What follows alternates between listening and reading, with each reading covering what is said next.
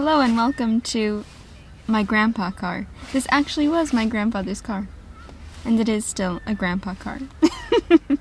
I am 36 pages into Galatea, and I'm enjoying it very, very much. My boyfriend, can I see? He is reading Letters to a Young Poet by Raina Maria Rilke. And you're enjoying it very much? It's great. Good. Yeah. What page are you on? 16. Okay. I warned him that I have my annotations in here from when I first read it, so I apologize. I just finished Galatea and I thought that it was brilliant. Oh my gosh. Madeline Miller never ceases to amaze me because I loved the Song of Achilles, I loved Circe, and this was so great. And the afterword was also brilliant. Just hearing Madeline Miller's thoughts on the original myth of Pygmalion, because it's from Ovid's Metamorphoses, and I haven't read the original, but the way that she spoke a little bit about the story and how she kind of took that and put her own spin on it is just so brilliant. Oh God, I love it so much.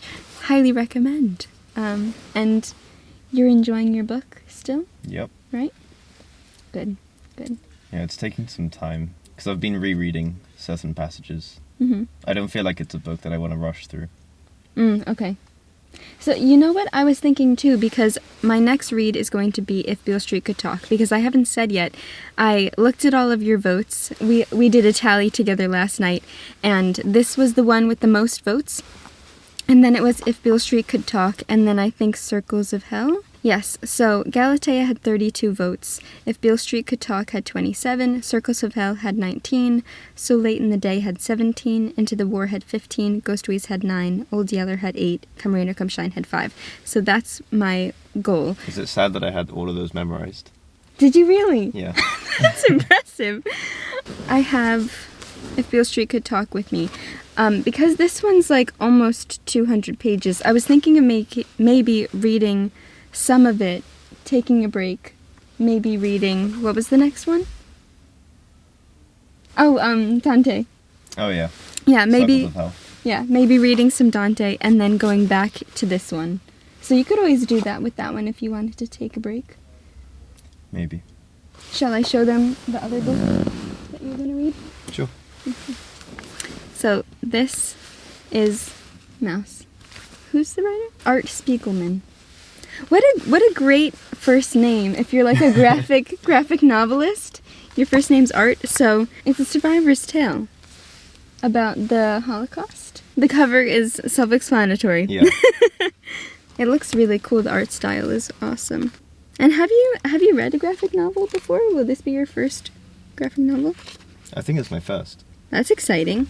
Yes. So now I think I'm going to start reading If Beale Street Could Talk. Sounds good. Okay.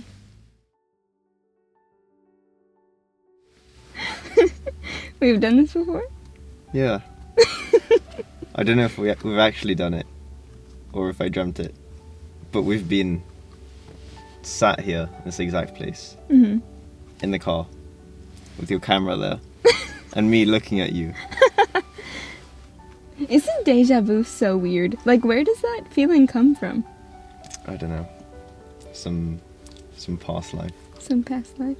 Some alternate universe.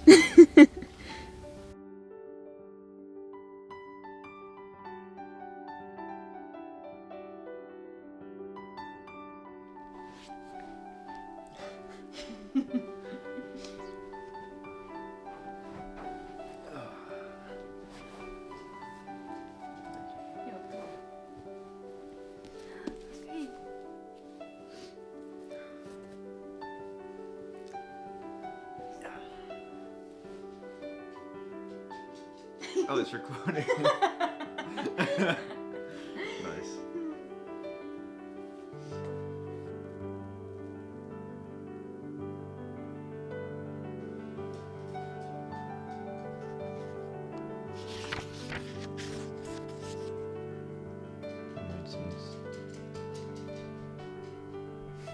Bless you. I think it's gone. Someone has completed a book. Your first book of the readathon. Yep. Thank you. You're welcome. So, did you like it? I did. Okay. I don't know if I can say much. Okay, that's fine. I'll definitely reread it at some point. Yeah. It's one of those books where I feel like it's just thoughtful and nice to return to Yeah. throughout your life. Yeah. I could see myself rereading it. Okay, good. And then I started If Beale Street Could Talk, and I am on page 18, or the top of 19, and I already put one dog ear. I apologize to all the people who don't like dog-earing books, but it was this one part that I really enjoyed. Maybe I'll read it. And it's set in New York, and obviously I live in New York, and as a New Yorker, I just felt like this was really a beautiful perspective that I just enjoyed. Okay, so it says, this is page 9. Maybe I used to like it. They're talking about New York. Maybe I used to like it a long time ago when Daddy used to bring me and Sis here, and we'd watch the people and the buildings, and Daddy would point out different sights to us, and we might stop in Battery Park and have ice cream and hot dogs. Those were great days, and we were always very happy. But that was because of our father, not because of the city. It was because we knew our father loved us. Now I can say, because I certainly know it now, the city didn't. They looked at us as though we were zebras, and you know, some people like zebras and some people don't, but nobody ever asks the zebra.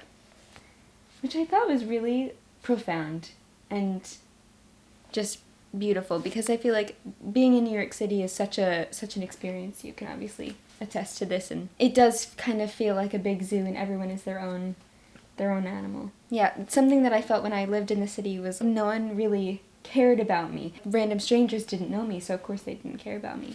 So thinking about it in that way, where it's like they loved it because they knew that they were loved by their dad. And that, like, the city can be a harsh place, although it can be a wonderful place too. Just the way that he wrote that I thought was really beautiful. And now, are you going to read Mouse? Yes. Okay. It's in the other, I think it's in there. But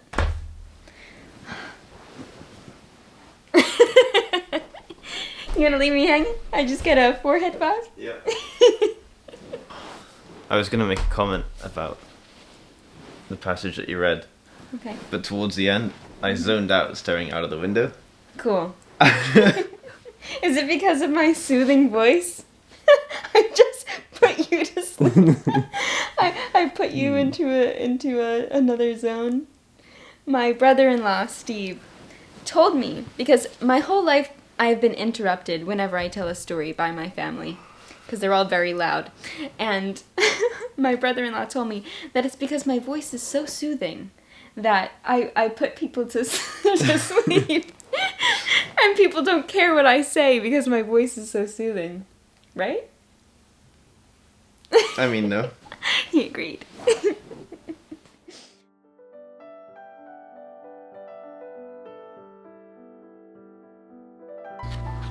really like the style. You really like the style? I should get a bookmark for this. A bookmark? Yeah. Can you just do this for now? Oh yeah. Who needs a bookmark? Alright, are we gonna walk?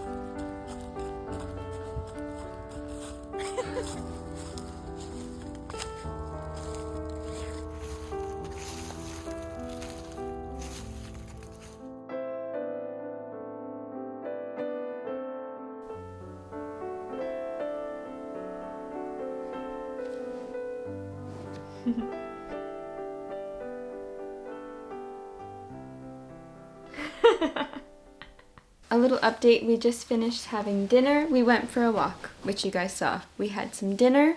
I am now a little more than halfway through If Beale Street Could Talk, and I am really, really, really enjoying it.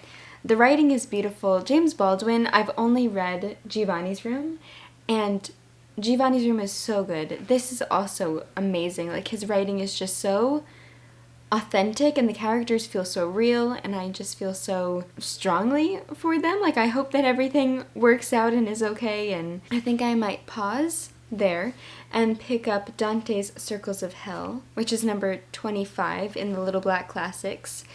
This is a little snippet of Dante's Inferno, and I told you guys in my other TBR video that I am learning Italian currently, and I have been meaning forever to read more Italian literature because I am Italian, so it's finally happening. I have read Pinocchio, but I think that is probably the only other Italian book that I have read, which I think is just sad. So, he has been reading Mouse. Yep, I've got one chapter left.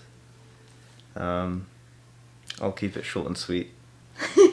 It's good, but it's not joyous. Okay. How are you feeling about the graphic novel format?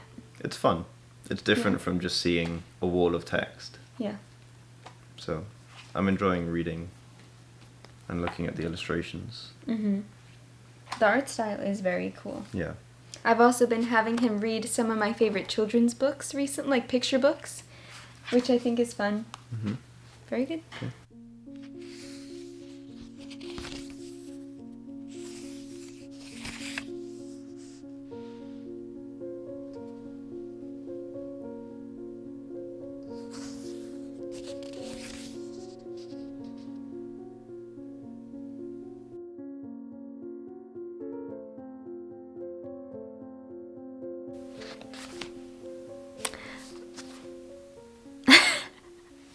That was brutal. That was brutal, and I don't really know what to say. It was really cool because there were a lot of things that I had heard about, names that I had heard referencing Dante's Inferno, but it was really interesting to see the original, them in the original. I felt like the way that they organized the cantos was really interesting, and it just felt like an abridged version of the entire book, which was nice, getting a hint or a taste of what it's like. Hello. You want to come in? Yeah, I don't really know what to say about this. Just brutal. It's just brutal. It's good. It's brutal. Yes. So now I think I am going to return to If Beale Street Could Talk. But we both finished 2 books. He also finished Mouse, and you enjoyed it, right? I don't know if enjoyed is the right word. Yeah, because when I finished this, he was like, "Was it good?" And I'm like, "I don't know if good was the right word." So we're both feeling, I think, similarly. Yeah, it was well written and illustrated. It's his father's story. Okay. Everything that he went through. Okay. Do you know what you're gonna read now? I have no idea. So we are trying to decide which book he should next read. I do vote for this one. I think you would really enjoy it. And this is the book that got me into loving Tolstoy. I also really want to read this one with you. It is a picture book called Kafka and the Doll, and it's a true story about Franz Kafka meeting a little girl and making a story. And I think he gave it to her through letters. It's he made up a story about her doll going on an adventure because I think she lost her doll. It's a really sweet story, and it's based on a true story. He wanted to read some Kafka. Unfortunately, I don't think I have any Kafka. But I have this! Close enough. So, and it's, the illustrator is Rebecca Green, who I love so much. I love her work so much. It's just so beautiful. And it is written by Larissa Thule. We'll hold on to that. Okay. Kafka and the Doll. That's cute. Thank you. Do you want me to turn? Sure. Do you want to read? Do you want me to read? I can read. Okay. I'm not going to read that. One Autumn Day, the writer Franz Kafka. I love all the textures she uses. She uses a lot of colored pencil and gouache. And look at, I just love her style so much. I didn't know she used avocado. Guacamole. You're a poop. He kicked through leaves, pulling at the collar of his shirt and pausing to cough into his handkerchief. Do you want to read? October 24th, 1923. Irma, I hiked to the very top.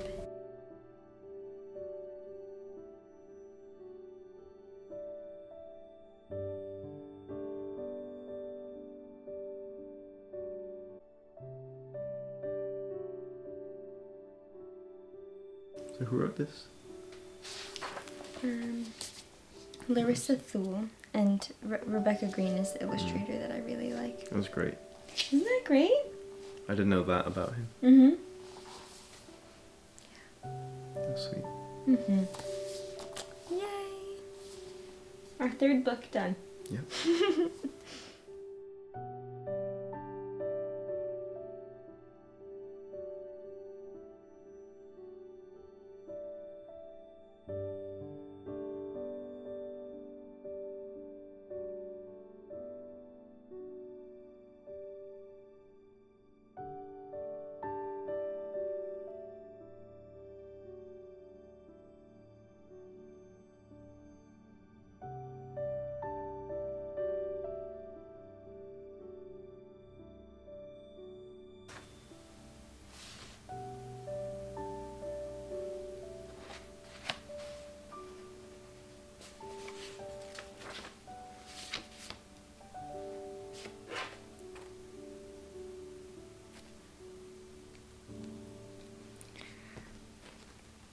Damn.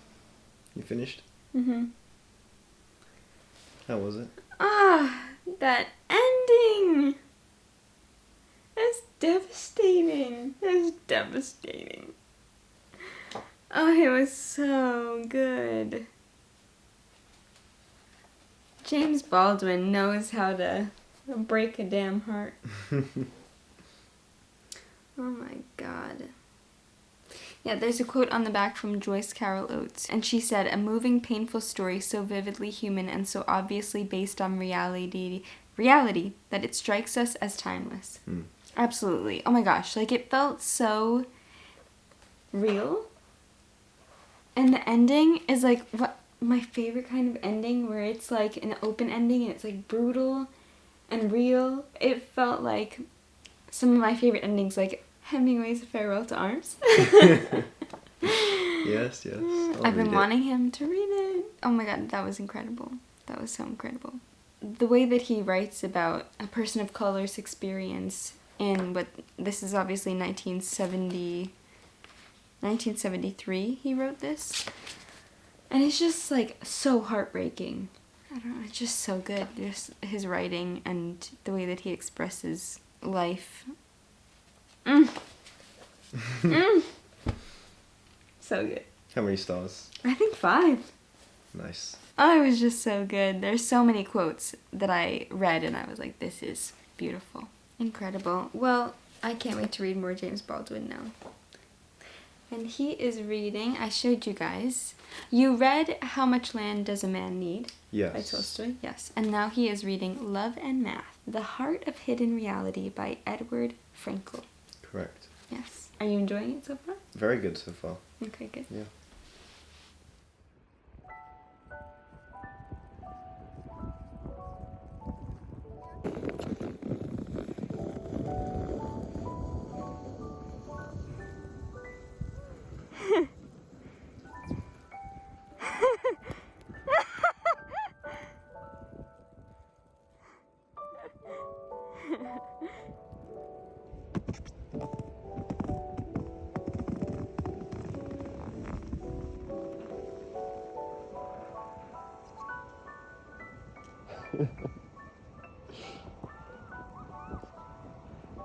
It's like 2 miles per hour.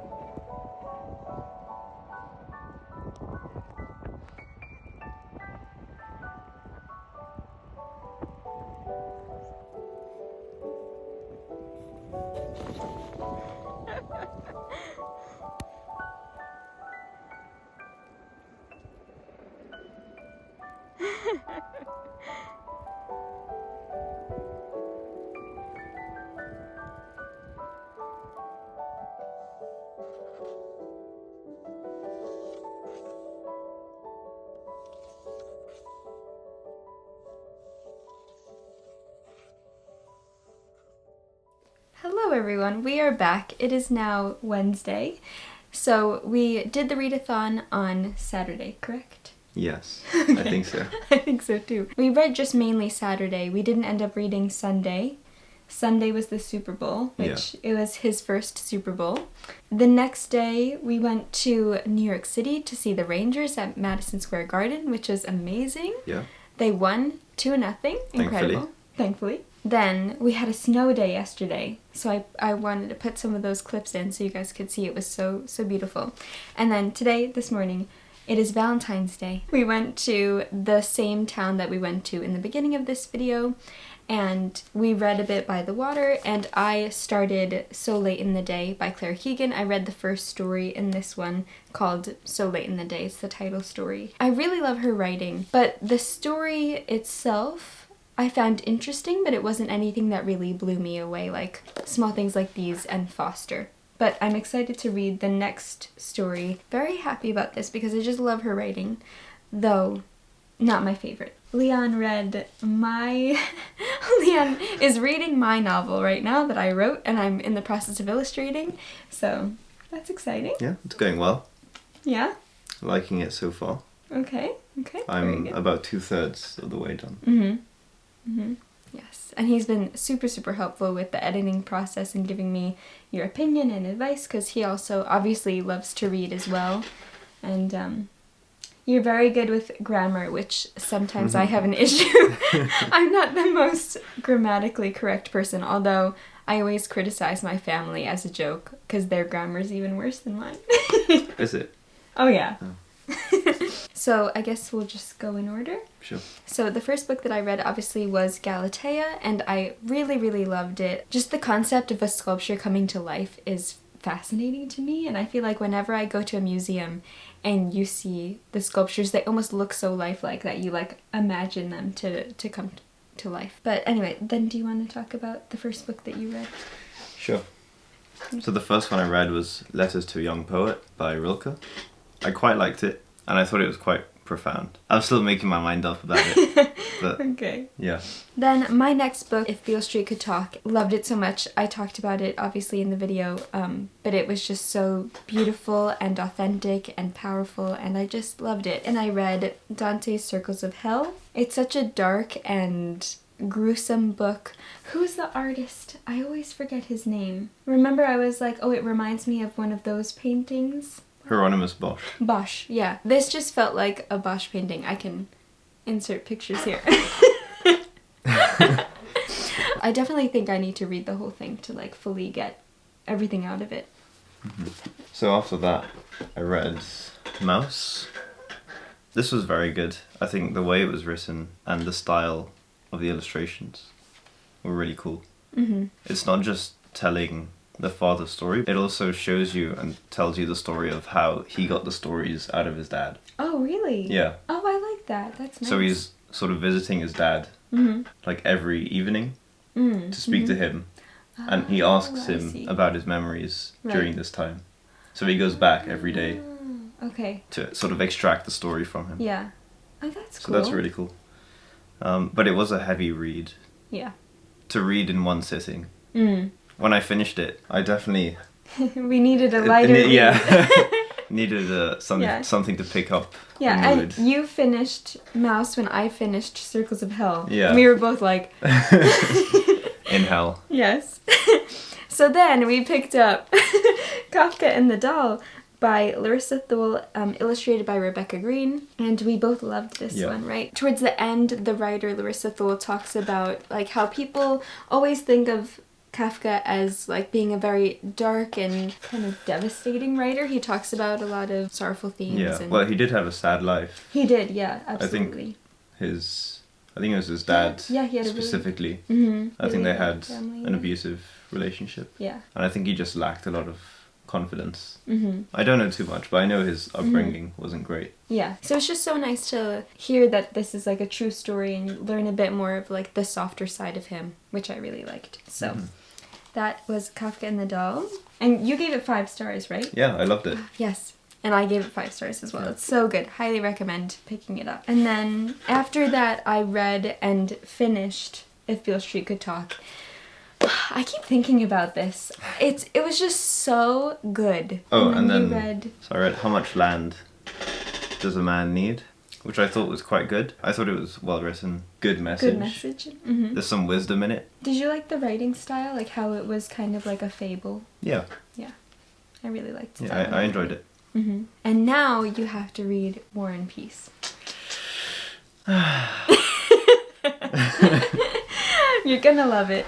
Whenever you I'm pick sure it I up. will. No pressure. I'm sure I will. I also started Love and Math by Edward Frankel.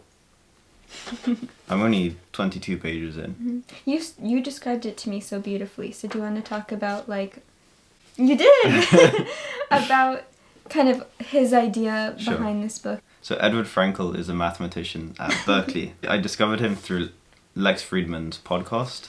Which he loves. Yeah, so Lex Friedman is a computer scientist at MIT, and he had Edward Frankel on as a guest. And I loved that podcast episode. And then I found out that he had written this book.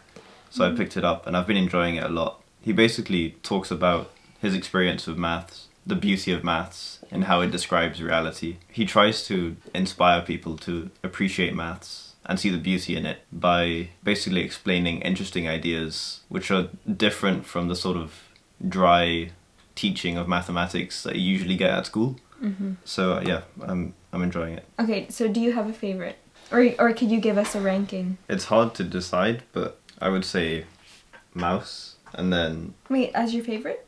Yeah, and then okay. I would put these two roughly on par. Okay. But I predict that I might enjoy this one even more. Okay, okay. Oh, and what about Kafka? Oh, shit. Okay, I forgot this about one was my favorite. Really? Yeah. Wait, are you being serious? No, I'm serious. I'm so glad! Ah, amazing. Yeah, so Kafka, Kafka. and then Mouse, And then Mouse, okay. and then Those two kind of tied. these two. Okay. And I'm enjoying Love and Math. That might be on the same level as Kafka. Okay. Mm. So how did you feel about your first 24-hour readathon? Well, 12-hour kind of. Yeah, it was more of a 12-hour readathon. But it was good. It was nice having a whole day to just read. Yeah. I didn't have to think, oh, what am I doing next in my day? Yeah. That was sorted out for me. Good. Very good. I feel like you guys kind of can guess my ranking. But these are tied for first. But they're such different books. So, they're both tied for first. Okay. And then I'm going to do Galatea. And then Circles of Hell. And I haven't finished this one yet. So, I don't know if I should really count it. Alright, well I think that is all. Alright. Thank you so much for watching. Hope that you enjoyed. Would you like to say it with me? Happy reading. Happy reading.